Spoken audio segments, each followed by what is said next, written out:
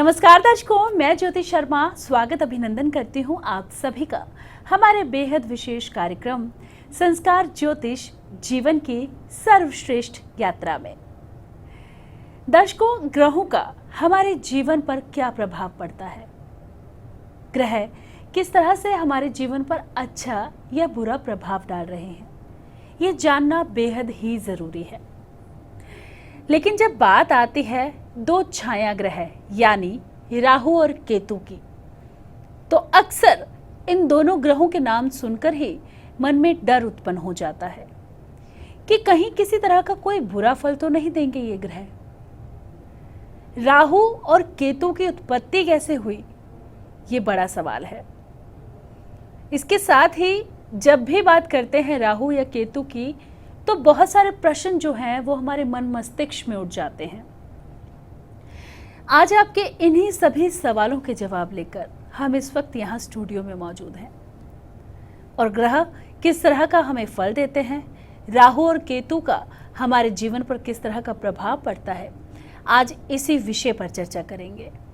और इस बारे में तमाम जानकारी के लिए इस वक्त मेरे साथ स्टूडियो में मौजूद हैं ज्योतिष आचार्य राम नरेश तिवारी जी।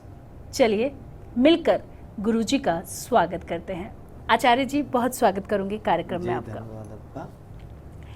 आचार्य जी, जब भी ग्रहों की बात आती है तो 9 ग्रह हैं, लेकिन 2 है राहु और केतु, जिन्हें छाया ग्रह के नाम से जाना जाता है।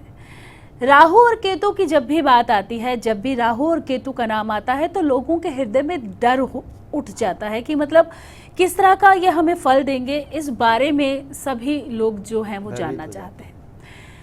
भय है राहु और केतु को लेकर। तो सबसे पहले अगर बात की जाए राहु ग्रह की, तो छाया ग्रह है, किस तरह का फल देता है, शुभ और अशुभ दोनों के बारे में जानना चाहूंगी।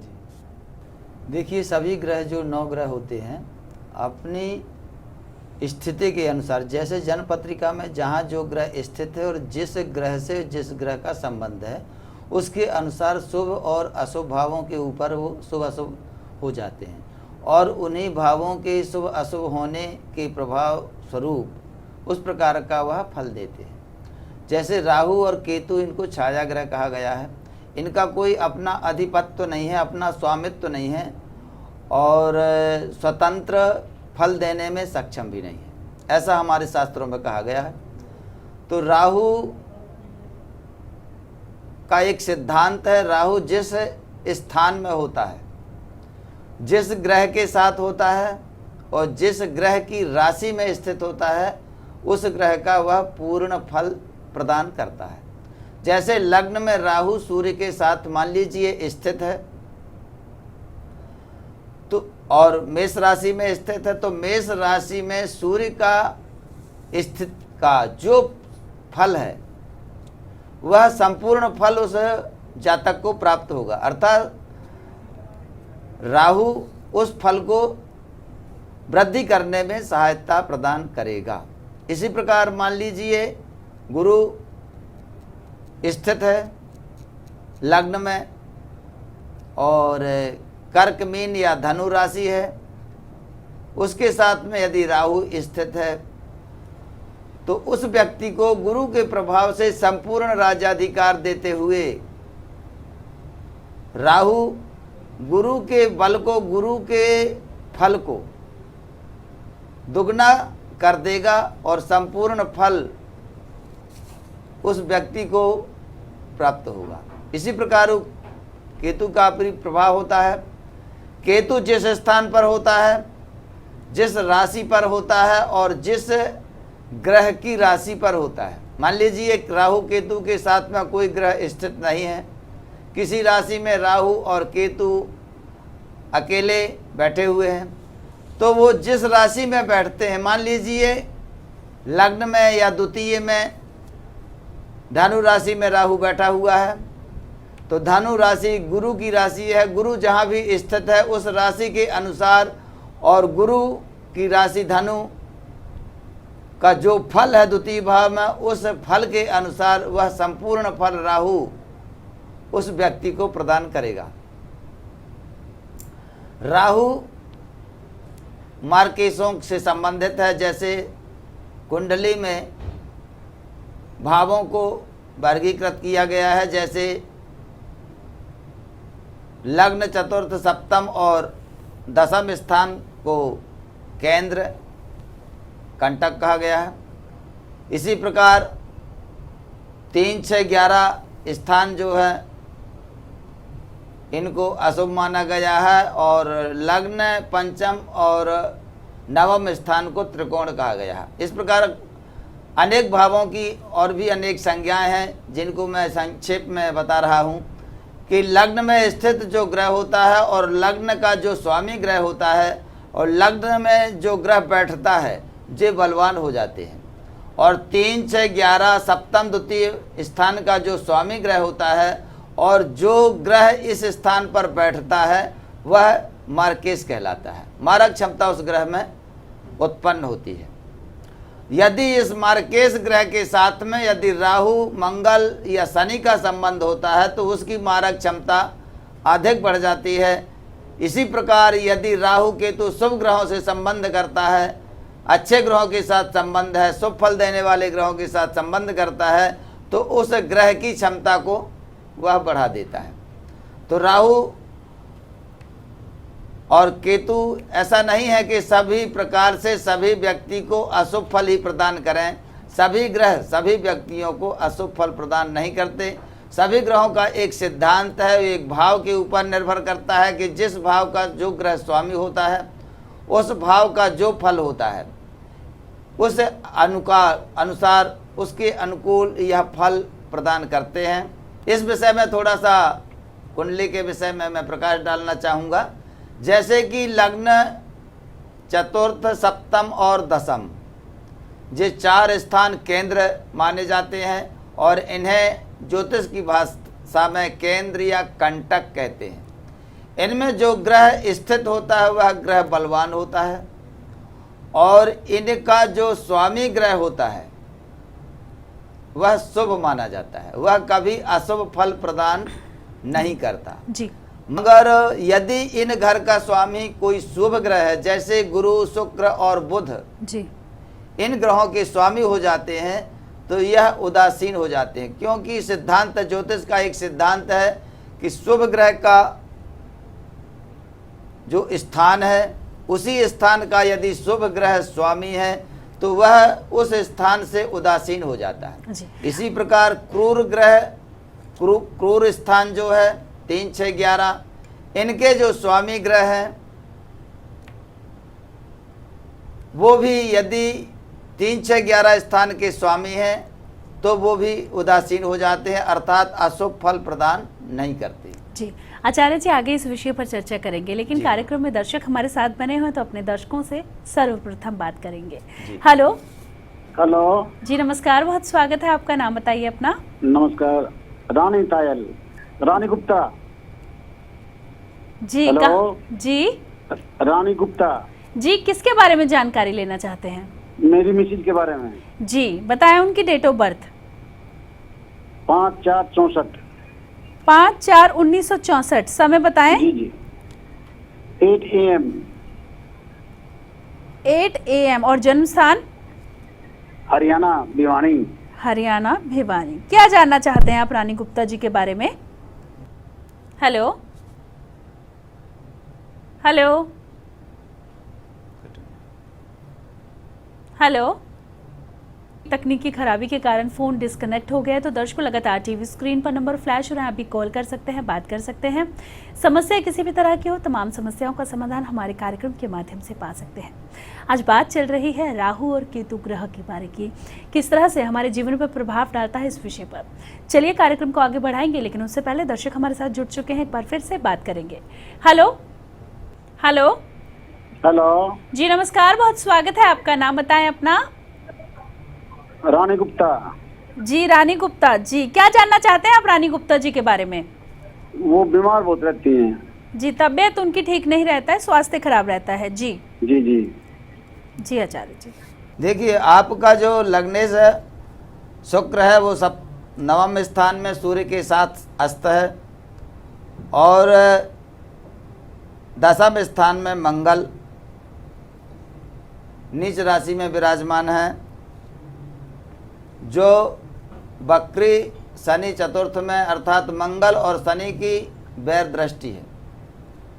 शनि के प्रभाव से और मंगल के प्रभाव से आपका जो रोग है, जो आपको औषधि दी जाती है, वह औषधि आपको विपरीत कार्य करती है, अर्थात लाभ की जगह वह नुकसान प्रदान कर रही है। आप भगवान शिव जी को जो उपाय हमने बताया था पहले भी, भगवान शिव जी को सोमवार के दिन 11 बेलपत्र भगवान श्री शंकर जी का पंचाक्षरी मंत्र लिख करके प्रत्येक बेलपत्र पर और शिव जी को समर्पित करें। इस प्रकार 11 या 1 मास तक नित्य प्रति करें या 11 सोमवार करें और उस बेलपत्र को ले जा कर के शंकर जी के जो जल चढ़ाते हैं उस जल को ले लें थोड़ा सा और उसी बेलपत्री के द्वारा सायंकाल के समय उसका सिंचन करें और फिर उस बेलपत्र को जल में प्रवाहित करें, तो आपको इस रोग से जल्दी निजात मिलेगी, उनकी स्वास्थ्य में सुधार होगा। धन्यवाद जी। तो बिल्कुल अपनी धर्मपत्नी के स्वास्थ्य को लेकर आप चिंतित हैं तो आपको आचार्य जी ने बताया क्या कुछ उपाय कर सकते हैं। उपाय करें, नियम के अनुसार करें। लगातार दर्शकों टीवी स्क्रीन पर नंबर फ्लैश हो रहे हैं, कॉल कर सकते हैं, बात कर सकते हैं। समस्या किसी भी तरह की हो, तमाम समस्याओं का समाधान हमारे कार्यक्रम के माध्यम से आप पा सकते हैं। चलिए, कार्यक्रम में फिलहाल वक्त है एक छोटे से अंतराल का, जल्द लौटेंगे, बने रहिए हमारे साथ। यदि आप ज्योतिष संबंधित समस्याओं जैसे काल सर्प दोष, ग्रह कलेश, आर्थिक संकट, संतान प्राप्ति में विलंब, विवाह में बाधा, व्यापार में रुकावट, कार्य क्षेत्र में परेशानियां, ग्रहों की चाल आदि का समाधान जानना चाहते हैं तो आचार्य जी से संपर्क करें। आप आचार्य जी से व्हाट्सएप पर भी जुड़ सकते हैं। ब्रेक के बाद एक बार फिर से स्वागत है आप सभी का हमारे बेहद विशेष कार्यक्रम में। और आज चर्चा चल रही है राहु और केतु ग्रह के बारे में, किस तरह से हमारे जीवन पर प्रभाव डालता है, इस विषय पर चर्चा हमारी लगातार जारी है। आचार्य जी, राहु और केतु की चर्चा हम जहां कर रहे हैं, आपने राहु ग्रह के बारे में बताया कि किस तरह से हमारी कुंडली में बैठता है या किस तरह का प्रभाव डालता है।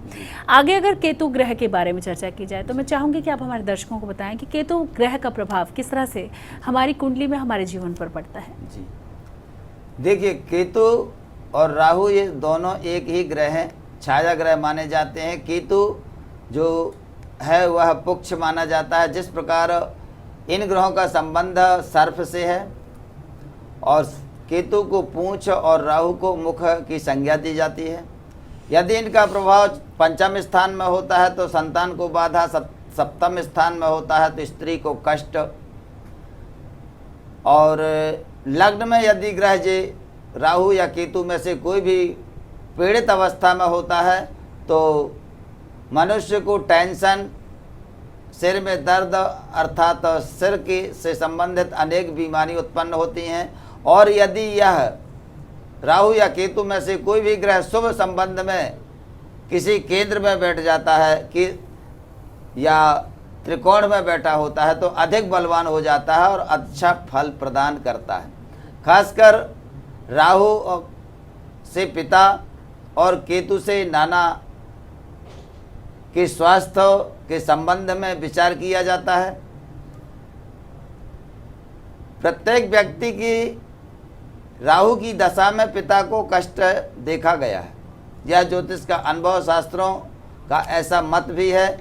और ज्योतिष के माध्यम से हमने जो देखा, जो अनुभव किया, तो प्रत्येक व्यक्ति के ऊपर जब राहु की दशा प्रभावी होती है तो राहु की दशा में केतु के अंतर मंगल और शनि के अंतर में या उस मार्केश ग्रह के अंतर में पिता को कष्ट देखा गया है। अधिकतर पिता का विचार राहु से किया जाता है और केतु का विचार नाना नानी इत्यादि जो हमारे मामा पक्ष के लोग होते हैं, संबंध होते हैं, उनसे उनका विचार किया जाता है। तो दोनों ही छाया ग्रह हैं और स्थान, भाव और ग्रहों से संबंध के ऊपर यह अपना अच्छा या बुरा फल प्रदान करते हैं। आचार्य जी, जब ये बात आती है राहु और केतु जो छाया ग्रह है तो लोगों के मन में डर रहता है, लेकिन क्या राहु और केतु बुरे के अलावा अच्छा फल भी देते हैं? और यदि अच्छा फल भी देते हैं तो कैसे हम पहचानें कि हमारी कुंडली में राहु और केतु का अच्छा फल हमें मिल रहा है? देखिए, सभी ग्रहों का जो स्थान होता है, उच्च और नीच के स्थान होते हैं, इनके ग्रहों से जो संबंध होते हैं। जैसे राहु मिथुन राशि में उच्च का होता है, केतु धनु राशि में उच्च का होता है। इस प्रकार केतु और राहु जो है, मान लीजिए उच्च का होकर के त्रिकोण में बैठा हुआ है, राहु उच्च का होकर के केंद्र में बैठा हुआ है और उसके साथ में शुभ ग्रहों का संबंध है। जैसे लग्न या दशम में केतु उच्च का बैठा हुआ है या राहु के बैठा हुआ, उसमें उस ग्रह की दृष्टि है जिस ग्रह की राशि में वह बैठा है, उस ग्रह से संबंध है उसका। किसी मार्केश ग्रह से या 3, 6, 11 स्थान के जो स्वामी ग्रह हैं इनसे संबंध नहीं है। त्रिकोण और केंद्र के ग्रहों से इसका संबंध है तो अच्छा फल देते हैं। यदि अष्टमेश, सप्तमेश और 3, 6, 11 स्थान के जो ग्रह होते हैं उन ग्रहों से इनका संबंध है तो बुरा फल देते हैं। तो कुंडली में सभी ग्रह स्थान भाव के ऊपर निर्भर करते हैं, किस स्थान में कौन सा ग्रह बैठा हुआ है और किस भाव में बैठा हुआ, किस भाव का वह स्वामी है, किस भाव के ग्रह की उस पर दृष्टि पड़ रही है। इन सभी चीज़ों को तारतम्य करके उनको आंकलन किया जाता है, सबका विश्लेषण किया जाता है, कितना % अशुभ फल प्रदान करने वाले ग्रह हैं, कितने प्रतिशत शुभ फल प्रदान करने वाले ग्रह हैं। इस प्रकार आकलन करके और फिर उनके फलादेश को आगे प्रदर्शित किया जाता है। जी, तो बिल्कुल दर्शकों बात कर रहे हैं राहु और केतु ग्रह।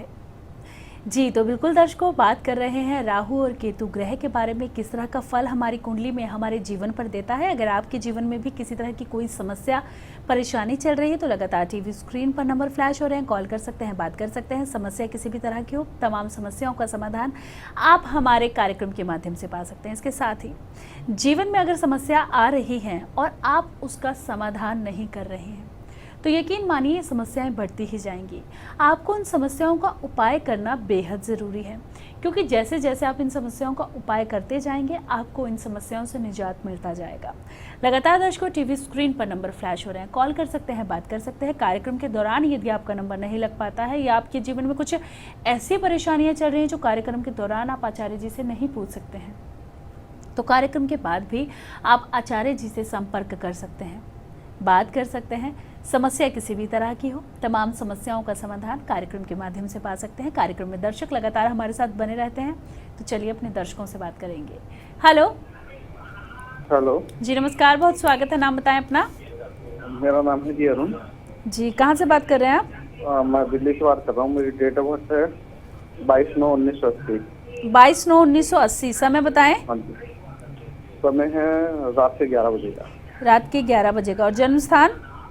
जन्म स्थान दिल्ली। दिल्ली। क्या जानना चाहते हैं बताइए। मैम, मेरे को गाड़ी लेनी है, मगर जब भी लेता हूँ तो कुछ ना कुछ वजह से ले नहीं पाता। जी तो जी, गाड़ी लेनी है आपको, लेकिन कोई ना कोई समस्या आ जाती है जिसके कारण आप गाड़ी नहीं ले पा रहे हैं। जी, देखिए भैया, अभी वर्तमान में आपका जो समय है, शनि चतुर्थ स्थान में बैठ कर के वक्री है, चंद्रमा एकादश स्थान में बैठा हुआ है, अर्थात इस समय आपका गाड़ी लेना उचित नहीं है और वैसे भी आप गाड़ी अभी ले नहीं पाएंगे। कुछ समय के बाद जब शनि अपनी वक्र गति से और निकलेगा, उस समय आपकी गाड़ी के योग बनेंगे। उसी समय आप गाड़ी लीजिएगा और उसमें आपको सुख सुविधाएं मिलेंगी। यदि इस स्थिति में इस समय अभी गाड़ी लेते हैं आप, तो आपको हानि भी उठानी पड़ सकती है। अभी रुक करके कुछ दिनों बाद आप गाड़ी लीजिए। धन्यवाद। जी, तो गाड़ी लेना चाहते हैं तो आपको आचार्य जी ने बताया कि इस समय आपके गाड़ी के योग नहीं हैं, तो आप थोड़े समय के बाद अगर अपने लिए कार लेंगे तो उसके योग अच्छे रहेंगे और वो जो गाड़ी आप लेंगे वो भी आपके लिए सही रहेगी। लेकिन अगर इस वक्त आप जल्दबाजी करेंगे तो परेशानी हो सकती है, समस्या हो सकती है। चलिए दर्शकों, लगातार टीवी स्क्रीन पर नंबर फ्लैश हो रहे हैं, कॉल कर सकते हैं, बात कर सकते हैं। समस्या किसी भी तरह की हो, चाहे आपके विवाह में बाधा आ रही है, पति पत्नी की आपस में बनती नहीं है, संतान सुख की प्राप्ति नहीं हुई है, संतान सुख की प्राप्ति हो गई है लेकिन संतान आपकी बात नहीं मानती है, बच्चों को पढ़ाई में मन नहीं लगता है, रोजगार को लेकर आप परेशान हैं, कौन से व्यापार की शुरुआत करें, इस समस्या से आप घिरे हुए हैं, तो आप इन नंबर्स पे कॉल कर सकते हैं, आचार्य जी से बात कर सकते हैं और जो भी समस्या परेशानी है तमाम समस्याओं का समाधान आप पा सकते हैं। आचार्य जी, अगर किसी की कुंडली में राहु और केतु का दुष्प्रभाव पड़ रहा है या राहु का दुष्प्रभाव पड़ रहा है, केतु का दुष्प्रभाव पड़ रहा है, तो क्या कुछ ऐसे उपाय हैं जो करने से हमें उससे निजात मिल सकती है? देखिए, राहु और केतु के दुष्प्रभाव से बचने के लिए सर्वप्रथम हमें शनि देव का पूजन या शनिवार के दिन पीपल वृक्ष में जल और शहद सायंकालीन और सरसों के तेल का दीपक प्रज्वलित करें। और यदि शनिवार से प्रारंभ करके हम अपने द्वार के पास नित्य प्रति सरसों के तेल का दीपक जलाते हैं तो भी राहु और केतु शनि से की कुदशाओं से हमें निजात मिल जाती है। दूसरा, यदि किसी मेहनत करने वाले व्यक्ति को, जो कुली लोग होते हैं जो अपने शारीरिक संबंधी कार्य करके और पैसे कमाते हैं, उनको सायंकाल के समय जूते दान करें या काला वस्त्र दान करें। इससे भी राहु केतु और शनि की जो दशाएं हैं, उनके जो बुरे प्रभाव हैं, उनसे निजात प्राप्त होती है, मिलती है और हमारा जीवन सुखी हो जाता है। ऐसे और भी छोटे छोटे उपाय हैं जिन्हें करके और हम आगे अपने रास्ते साफ कर सकते हैं, आगे जीवन में अग्रसर हो सकते हैं, बढ़ सकते हैं। जी आचार्य जी, हमारे जीवन में कहीं ना कहीं ग्रह अगर हमारे जीवन पर उसका इफेक्ट डालते हैं तो जो रत्न होते हैं वो उन प्रभाव, वो दुष्प्रभाव को कम करने का कार्य करते हैं। तो यदि किसी की कुंडली में राहु ग्रह या केतु ग्रह दुष्प्रभाव डाल रहा है तो कौन सा रत्न धारण करने से और किस तरह से धारण करने से हमें उस समस्या से निजात मिल सकती है, इसके बारे में भी जानना चाहूँगे। जी देखिए, सभी ग्रह जो है अपनी किरणों के अनुसार अपनी ऊर्जा प्रदान करते हैं। नकारात्मक ऊर्जा और सकारात्मक ऊर्जा, पॉजिटिव और नेगेटिव, दो प्रकार की ऊर्जा उत्सर्जित करते हैं। उस ऊर्जा के प्रभाव से प्रत्येक प्राणी प्रभावित होता है और उस प्रकार का उसे फल प्राप्त होता है। यह सभी ग्रहों का सिद्धांत है। तो जैसे राहु और केतु से यदि हम पीड़ित हो रहे हैं या इनकी दशा चल रही है, इनकी दशा से हम पीड़ित हैं, तो राहु के लिए हमें गोमेद धारण करना चाहिए। गोमेद को शनिवार के दिन राहु मंत्र से अभिमंत्रित करके और बाएं हाथ की छोटी उंगली में गोमेद धारण किया जाता है। यह राहु का रत्न है और इसे कोई भी रत्न धारण करने के पहले हमें उस ग्रह के मंत्र से अभिमंत्रित करना आवश्यक होता है। यदि हम उस रत्न को अभिमंत्रित नहीं करते तो वह जो रत्न है उतना प्रभावी नहीं होता, उसमें उतना बल नहीं होता, इस कारण हमें पूर्ण फल वह नहीं दे पाता है। तो रत्न धारण करने के पहले उसे अभिमंत्रित करना अति आवश्यक होता है। तो राहु किसी लोहे की अंगूठी में, प्लेटिनम में गोमेद रत्न धारण करें अपने बाएं हाथ की छोटी उंगली में, तो राहु की दशा से हमें निजात प्राप्त होती है। यदि केतु ही हमारे ऊपर को प्रभाव डाल रहा है तो केतु के लिए हमको हरा पन्ना और गोमेद भी धारण किया जा सकता है। केतु के प्रभाव, बुध जो है केतु के प्रभाव को नष्ट करता है। तो केतु के प्रभाव को दूर करने के लिए यदि हम पन्ना धारण करें, बुध का रत्न धारण करें, तो उससे हमें जल्दी निजात मिलती है और हम आगे केतु की दशाओं से निजात पा जाते हैं और अच्छे फल हमें प्राप्त होते हैं। गणेश जी का पूजन करते हुए गाय की सेवा करें तो भी जो बुध और केतु के बुरे फल हैं उनसे हमें जल्दी निजात मिलती है। यह एक अचूक उपाय है। जी, तो बिल्कुल दर्शकों, आज हमने बात की राहु और केतु ग्रह के बारे में, किस तरह से हमारे जीवन पर प्रभाव डालते हैं ये दो छाया ग्रह। किस तरह से अच्छा और बुरा प्रभाव डालते हैं और उसके लिए क्या कुछ उपाय करना है, ये जानना बेहद ज़रूरी है। और अगर आपको भी लगता है कि आपकी कुंडली में कहीं ना कहीं राहु या केतु का दुष्प्रभाव पड़ रहा है, तो उसके लिए आपको जो उपाय करने हैं वो आप अपनी कुंडली के आंकलन के बाद करवाएं, क्योंकि जो उपाय होते हैं हर व्यक्ति की कुंडली के हिसाब से उसे बताए जाते हैं। अगर आप कुंडली दिखाने के बाद उपाय करेंगे तो आप यकीन मानिए जो समस्या परेशानी है उससे आपको निजात ज़रूर मिलेगा। इसके साथ ही यदि आप किसी तरह का रत्न धारण करना चाहते हैं तो भी आप इन नंबर्स पे संपर्क कर सकते हैं। आचार्य जी आपको बताएंगे कि इन रत्नों को किस तरह से धारण करना है, कितनी रत्ती का जो रत्न है वो आपके लिए सही रहेगा, कौन सी अंगूठे में, कौन से मुहूर्त में, कौन से मंत्र के साथ अभिमंत्रित कर कर आप तक रत्न पहुंचाया जाता है। और जब आप रत्न को धारण करते हैं तो यकीन मानिए आपके जीवन की जो भी समस्या है, जो भी परेशानी है, धीरे धीरे उससे आपको निजात मिलने लगता है। लगातार दर्शकों टीवी स्क्रीन पर नंबर फ्लैश हो रहे हैं, कॉल कर सकते हैं, बात कर सकते हैं। मन में कोई भी सवाल है, जीवन में कोई भी समस्या है, तमाम समस्याओं का समाधान आप हमारे कार्यक्रम के माध्यम से पा सकते हैं। बेटी का विवाह नहीं हो पा रहा है, बेटी का विवाह हो गया है लेकिन पति पत्नी की आपस में बन नहीं रही, आपके रोजगार को लेकर, आपके व्यवसाय को लेकर, आपकी नौकरी को लेकर, आपके बच्चों की शिक्षा को लेकर, आपकी संतान को लेकर कोई भी सवाल आपके मन में है, कोई भी परेशानी आपके जीवन में है, तो आप अपनी तमाम समस्याओं का समाधान हमारे कार्यक्रम के माध्यम से पा सकते हैं। इसके साथ ही अगर घर में बेटी का विवाह है और कुंडली का आंकलन करवाना चाहते हैं, कुंडली मिलान करवाना चाहते हैं, कुंडली बनवाना चाहते हैं, तब भी आप इन नंबर्स पर संपर्क कर सकते हैं। आचार्य जी से बात कर सकते हैं, संस्थान में बैठे हुए हमारे विद्वान पंडितों से बात कर अपने जीवन की तमाम समस्याओं का समाधान आप पा सकते हैं। तो आचार्य जी जब भी स्टूडियो में आते हैं तो बहुत अच्छी बातें हमारे दर्शकों तक पहुंचाते हैं, उनका मार्गदर्शन करते हैं। और आज आपने जैसे कि बताया कि राहु और केतु का किस तरह का प्रभाव पड़ता है, तो इस तमाम जानकारी के लिए हमारा और हमारे दर्शकों का मार्गदर्शन करने के लिए आपका बहुत बहुत धन्यवाद। जी धन्यवाद आपका, और हमारे संतवाणी चैनल का भी धन्यवाद जिन्होंने हमें यहाँ बुला करके और सभी दर्शकों तक हमारी वाणी को भिजवाया है, तो सभी का धन्यवाद।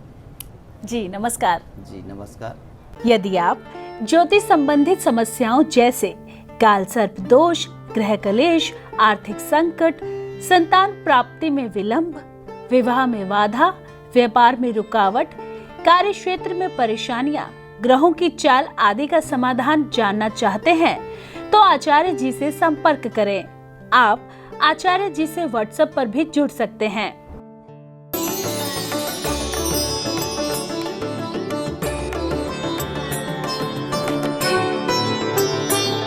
आप हमारे संतवाणी चैनल को सब्सक्राइब करें, वीडियो को लाइक करें, शेयर करें और हाँ, बेल आइकन पर क्लिक करना बिल्कुल ना भूलें ताकि हमारी किसी भी वीडियो की सूचना सबसे पहले आपको मिले।